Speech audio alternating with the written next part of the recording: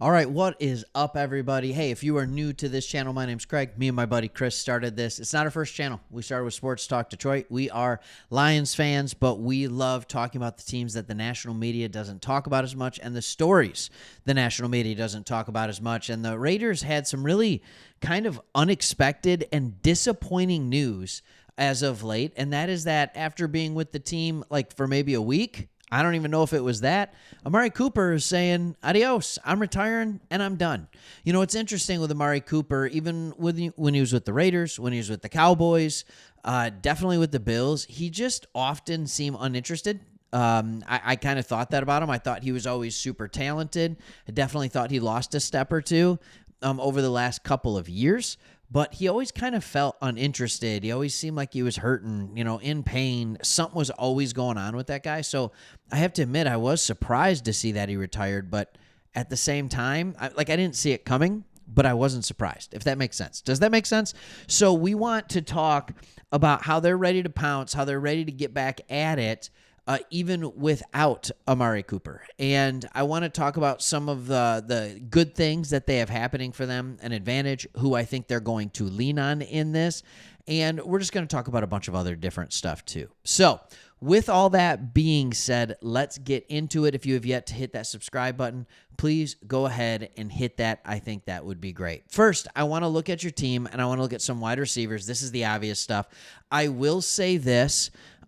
You signed a former Raider, like he's been on your team, right? That you've signed Justin Shorter from your practice squad to be on your 53-man roster. So he is now on your 53-man roster. That's something you don't have to worry about anymore.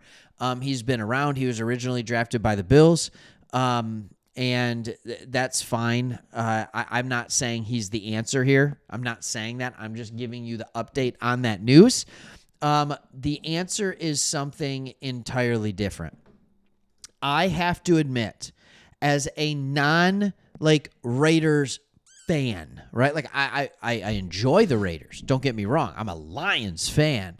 But as a non-Raiders super fan, I have to admit, I was kind of excited when Amari Cooper said that he was retiring because I was very excited about this man right here. And I have made multiple videos on him talking about my excitement for what he could be as a wide receiver in this league. And now I think this gives the runway and it makes it clear for him to be playing. Now, maybe he's not ready to take on that large role in the NFL yet, but he's going to get ready. And he's going to get ready really, really fast. So we're going to see what the Raiders have in Dante Thornton Jr. And if they have something special there, we know he's got ridiculous speed. If they have something there as far as the pass catching and route running ability goes, look out. They still have Jacoby Myers. Yes, he is still there. Trade requests and all, it doesn't matter. They still have a good offensive line. In an article recently on The Athletic, and The Athletic is doing this for all of their teams. A day or two ago, they said, what I am seeing basically in conclusion of training camp, right before the regular season started, what is the 2 or 3 things that they're seeing that they're like, I'm really confident in this? And for The Athletic, for the Raiders writer, it was all about Geno Smith is going to have a bounce back year, which I didn't think he had a bad year last year, but he looks really good and really comfortable. You have to understand, and I can't say this enough, and I'm going to talk about somebody else here in a second too, but when you have a talent like Brock Bowers, that is your number one receiver. I think oftentimes people are like, no. We need to have 2 really good wide receivers. We have one in Jacoby Myers, but I'm not sure about the next one. Dante Thornton was a 4th-round pick. Jack Besh is looking like he's a little further behind than we wanted him to be. I don't know who our number 2 receiver guy is. No, Jacoby Myers is the number 2 receiver. Brock Bowers is your number 1 receiver. It's that simple. You can use him in any and every way. As long as he's there, you can have a powerful offense. Okay, here's the other thing that I think is absolutely ready to pounce. Ashton Jeanty came out. I love the way this guy talks. He said they let me know every single day. This is him talking to GQ. They're counting on me to do some special things in this offense. All right? He said, I don't really shy away from contact. Oh, trust me, Ashton, we saw that in the preseason. We know you don't shy away from contact. He said, and once I make my read, I get north and south quickly. If you're in the way, that's your fault. Man, don't you love that kind of attitude from a guy, from your running back? He said, everybody doesn't like that. I don't know why I like it. Maybe I'm a little bit psychotic. Here's what we need to talk about. Running back is kind of making a comeback in the NFL. Top 10 picks in multiple drafts in a row. Running back has been a position that goes early on. You're talking about Saquon like 6-7 years ago. You're talking about guys like Bijan Robinson, Jahmyr Gibbs, Ashton Jeanty. Like there's a lot of these guys that are going early on because NFL teams realize that while the shelf life of a running back may not be that 10-year window or 15. It could be a 15-year window for a quarterback, a 10-year window for a wide receiver, 10 to 12 years, more like 10. Your running back is probably closer to that 6 or 7 year window. So that's hard for teams. However, they realize that nothing can change an offense faster other than a great quarterback than a great running back. It's pretty simple.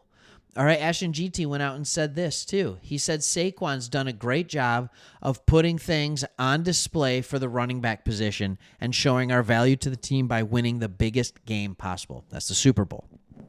Not only that, there's so many other great guys at the position, like Christian McCaffrey, Bijan Robinson, Jahmyr Gibbs. Me getting drafted as high as I did showed the value is coming back.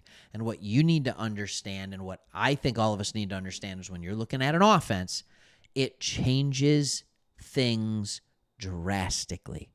All right, now let's look at this matchup against the Patriots with the last couple minutes here of what you have. This is the Patriots starting lineup according to PFF.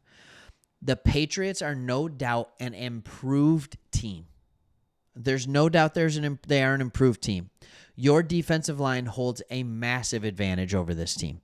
This offensive line that was the second worst in the NFL last year to only the Saints is not ready yet. They have a rookie left tackle, a rookie left guard, and a mediocre right side.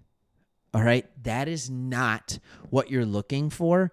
Max Crosby should have a field day in this. He absolutely should. All right?